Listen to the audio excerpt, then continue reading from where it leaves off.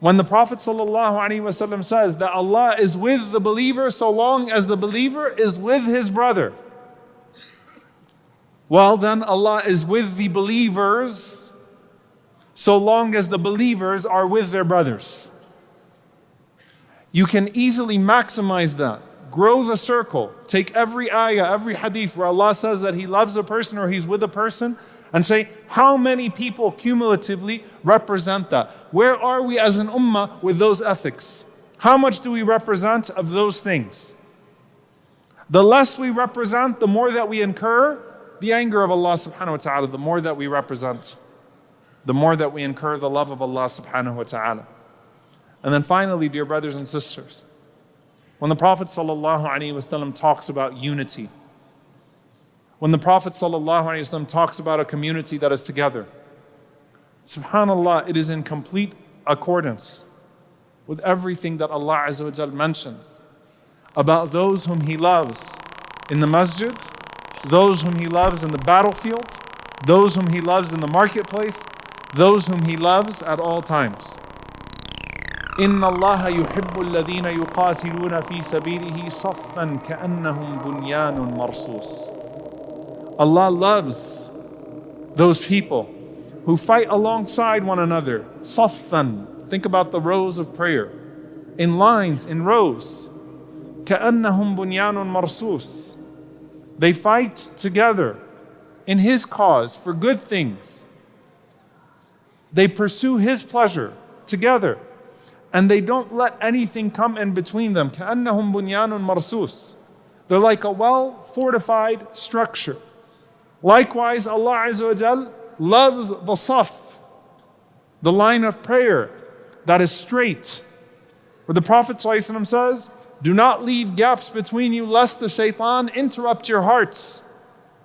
Stick together the way that you are in your lines of prayer. Stick together. Why? Not for other than Him, but for Him subhanahu wa ta'ala. وَاعْتَصِمُوا بِحَبْلِ اللَّهِ جَمِيعًا وَلَا تَفَرَّقُوا. Hold on to the rope of Allah together. Do not become divided amongst yourselves.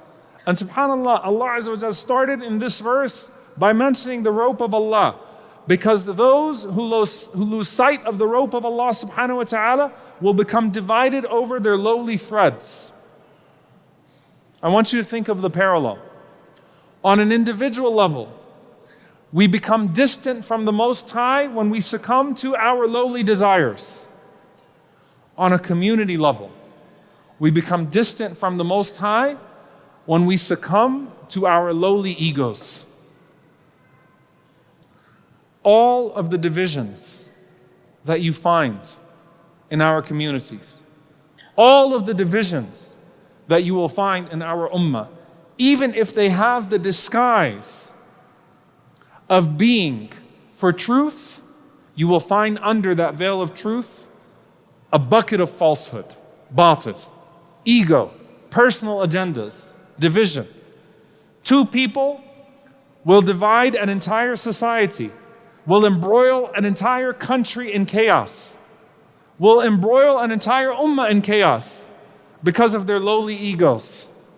And Allah Azza wa Jalla says that those people that came before you, وَمَا تَفَرَّقُوا, they did not divide themselves إِلَّا مِن بَعْدِ مَا جَاءَهُمُ الْعِلْمُ, after knowledge came to them. Why? بَغْيًا بَيْنَهُمْ. Arrogance, ego, personal agendas, to where they lost sight of the bigger picture, and the only thing they could see was their big egos.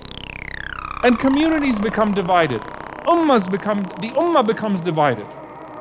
Why?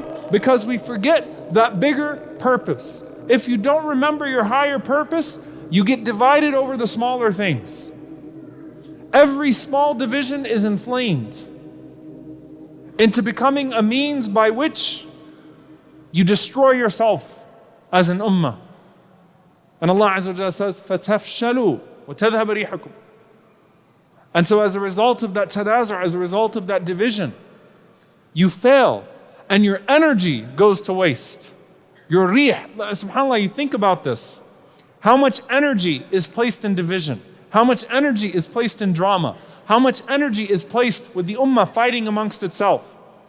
And as a result of that consumption of energy, that consumption of the heart with ego and envy, that consumption of the community's mind and thinking space, that consumption of the resources of the ummah, who suffers?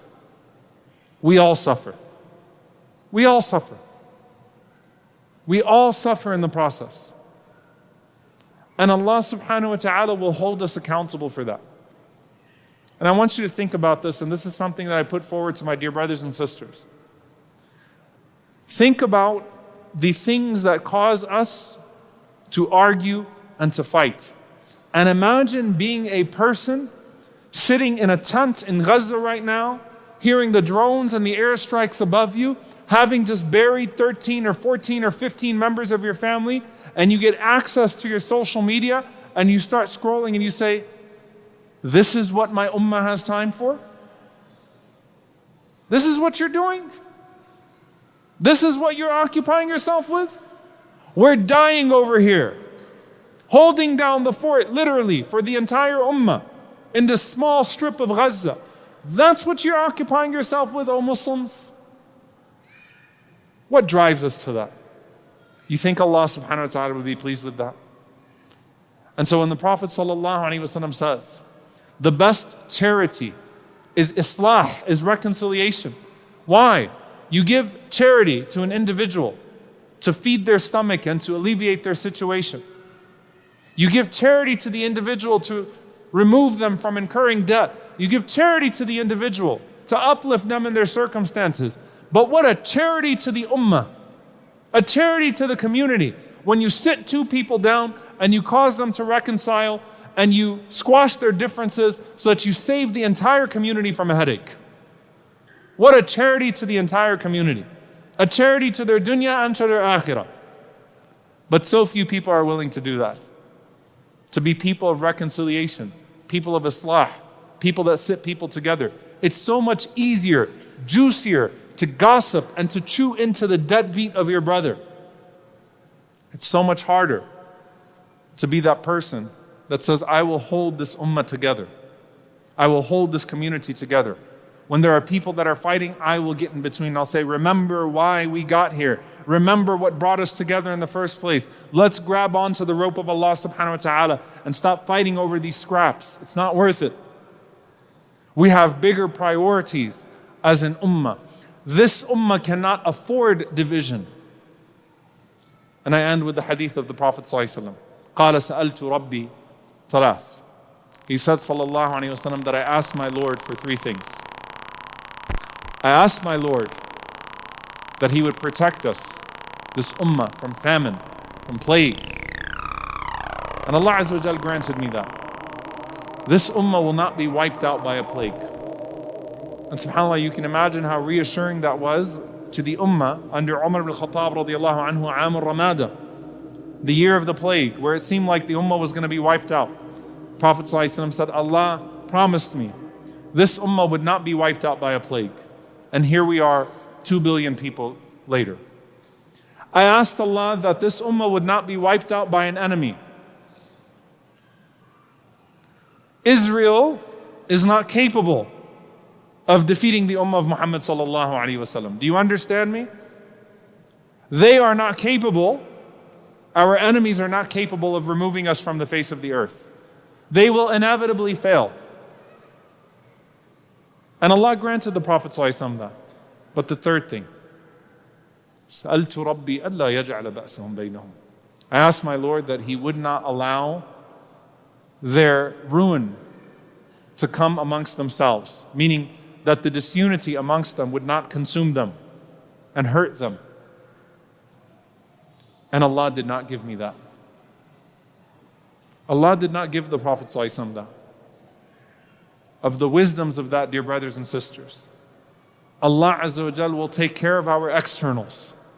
Allah will fix what is on the outside. But He's given us enough to fix what's on the inside. You have to take care of your heart, let Allah do the rest. Take care of your intentions. Allah subhanahu wa ta'ala will take care of your outcomes and plan for you in your favor as an individual, even when you can't see the wisdom of the outcome. As a community, as an ummah, Take care of what is amongst yourselves. Allah will take care of what's outside of you. But you have to fix your hearts. We have to fix our issues. We have to fix our problems. And Allah subhanahu wa ta'ala will not look favorably on the Day of Judgment upon a person who brought chaos to this ummah. Can you imagine standing in front of Allah subhanahu wa ta'ala on the Day of Judgment and you were a cause for disunity, you were a cause for disputes, you were a cause for the inflammation of egos, you were a cause for people hating one another, you were a cause for people cursing one another, you were a cause for other people to go to hellfire that otherwise would have followed a path of guidance. Can you imagine meeting Allah Azza wa Jalla on the Day of Judgment as an agent of division? But don't you dare use the deen of Allah, which is the most noble of gifts to you, to pursue something lowly. Use what has been given to you of greatness to pursue something great. Every single one of us is an agent of unity. Allah, we ask you for your love and the love of those that are beloved to you and the love of every deed that would bring us closer to your love as individuals and as communities and as an ummah.